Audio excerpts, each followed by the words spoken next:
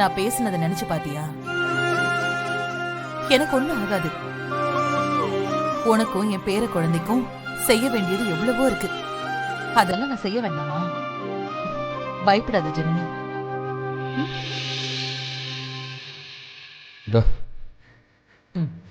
என்ன குடி.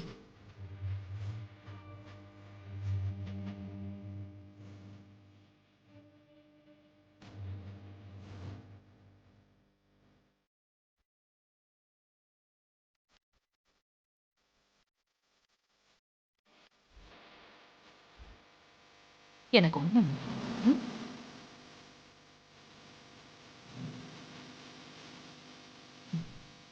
நிம்மதியா படுத்து தூங்க.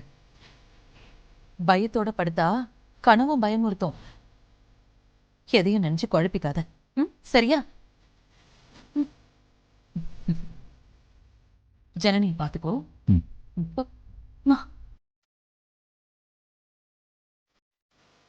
என்ன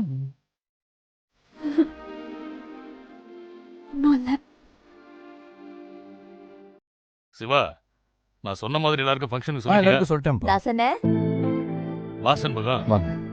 உன்னதான் காணணும்னு நினைச்சேன், நீங்க வந்துட்ட. அண்ணே, தாலி பிரிச்சு போடுறதுக்கு ஜனனிக்கு பட்டு புடவை எடுக்கணும்ல. ஜனனிய புடவை கடை கூட்டிட்டு போட்டுமா? கடைக்கெல்லாம் எதுக்கு? நாம எடுத்து கொடுத்தா கட்டிக்க போறா. திருவிழா மாதிரி போறதும் வரதும் அதெல்லாம் வேணாம் ராசு. ஒரு புடவை தானே, அதுக்கு எதுக்கு அலைஞ்சுக்கிட்டு? புடவை கடைக்காரர்கிட்ட வீட்டுக்கே வர சொல்றேன். பார்த்து பிடிச்சதை எடுத்துக்க சொல்லு செண்பகா. அக்கா, என்னதான் புடவைக்காரனை வீட்டுக்கு கூட்டிட்டு வந்தாலும் கடைக்கு போய் தேடி பார்த்து வாங்குற திருப்தி வருமா? நானும் ஜனனியும் சும்மா பைக்ல போயிட்டு வரோமே, கொஞ்சம் சொல்லுங்களேன். அண்ணே, அதுவும் சரிதானே.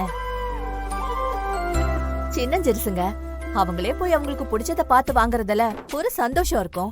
போயிட்டு தான் வரட்டுமே என்ன? ஆமா, என்ன கேட்டுதான் ஒரு தடவையும் போயிட்டு வராங்களா? அவங்க இஷ்டத்துக்கு போவாங்க வருவாங்க. இப்ப மட்டும் என்னவா? ஜனனி, இப்படி புடவை எடுக்கிற சாக்குல தான் பைக்ல ஒன்னா போகலாம். கூட யாரும் இருக்க மாட்டாங்க. உடம்ப பாட்டியும் இருக்க மாட்டாங்க, கொளுத்தி போட ரம்யாவும் இருக்க மாட்டான். ஜாலியா இருக்கும்.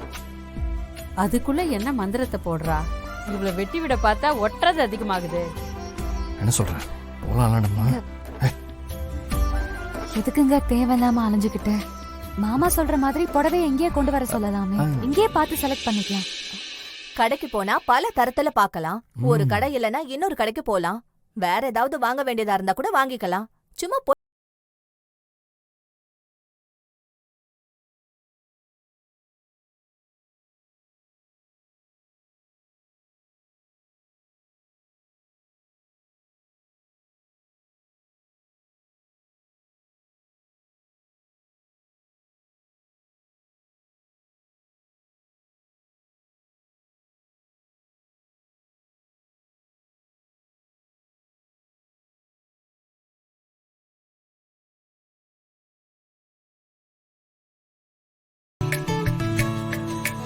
ஹலோ சுதர்சனா, நான் ராசம்பளம் பேசுறேன்.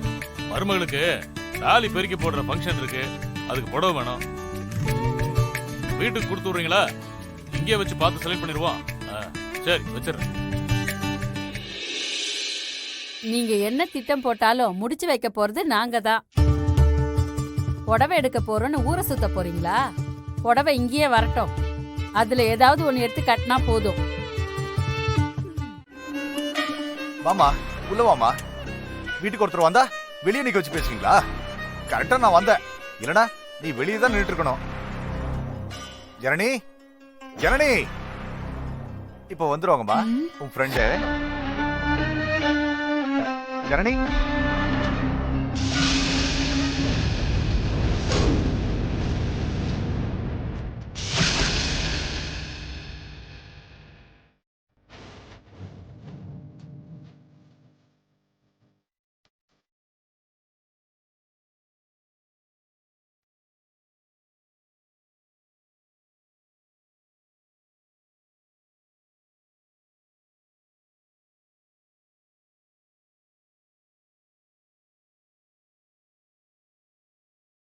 என்ன ஜனனி, உன்னை துளசின்னு கேக்குறாங்க? அது என்ன ரகசியம்?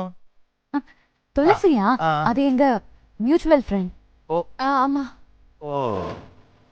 அது இந்த பக்கம் ஒரு வேலையா வந்த. உன்னை பார்த்தா ரொம்ப நாள் ஆச்சா, அதான் உன்னை பார்த்துட்டு போலான்னு வந்தேன். அப்படியா? சரி வா, உள்ள போய் பேசலாம் வா. அம்மா, நம்ம வீடு தானே ஜனனி, ஆன்ல பேசலாம். வாசல்ல கார்டன்ல காத்தாட நடந்துட்டே பேசலாம். கால் வலிச்சா படிக்கட்டுல உட்காந்துட்டு பேசலாம். ரூம்குள்ள போய் உட்காந்தா பேசணுமா? ஆ, பேசலாமே. ஆ, ஆ. சுமதி ஒரு ஃபோன் பண்ணிருக்கலாம்ல, திடீர்னு வந்துட்ட. நானும் எத்தனை தடவை தான் உனக்கு ஃபோன் பண்றது? நீ ஃபோன் எடுத்தா தானே?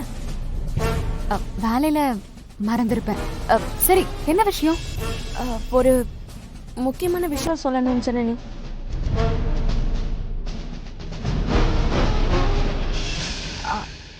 அப்பா நல்லா இருக்காரா?